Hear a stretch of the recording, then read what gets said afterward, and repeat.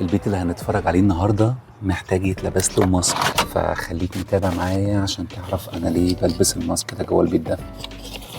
خلينا نبدا دلوقتي مع بعض، يلا بينا.